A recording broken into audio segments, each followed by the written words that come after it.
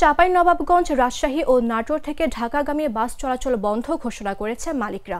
শ্রমিকদের বেতন বৃদ্ধি ইস্যুতে পূর্ব ঘোষণা ছাড়াই বাস চলাচল বন্ধ ঘোষণা করেন বাস মালিক পক্ষ। এতে চরম ভোগান্তিতে পড়েন সাধারণ যাত্রীরা। বৃহস্পতিবার রাত 10টার দিকে হঠাৎ করে কাউন্টার থেকে এ ঘোষণা দেয়া হয়। সংশ্লিষ্ট সূত্র জানায়, এতদিন রাজশাহী থেকে ঢাকায় প্রতি ট্রিপে একজন চালক 1250, সুপারভাইজার 500 টাকা এবং সহকারী 400 টাকা পেতেন। সম্প্রতি শ্রমিকরা বেতন বৃদ্ধির দাবি তুললে কয়েক দফায় বাস চলাচল বন্ধ হয়।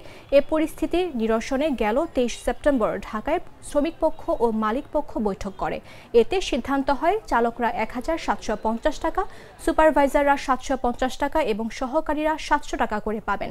শুক্রবার থেকে নতুন বেতন কার্যকর হওয়ার কথা ছিল, কিন্তু এর আগে মালিক পক্ষ বেশি বেতন দিতে রাজি নয় জানিয়ে বৃহস্পতিবার রাতে বাস বন্ধের ঘোষণা দেন।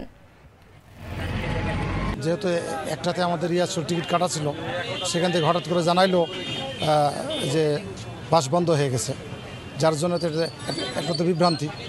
অনেক কষ্ট করে অন্য জায়গা থেকে টিকিট ম্যানেজ করতে হয়েছে। গাবতলীতে হানিফে টিকিট করছিলাম গতকালকে, তো আজকে বললো যে ধর্মঘটের জন্য আমাদের টিকিটটা বন্ধ, মানে বাসটা বন্ধ। তো আপনি টিকিটটা নিয়ে আসেন, টিকিটটা ক্যান্সেল করে আপনি টাকা ফেরত নিয়ে যান।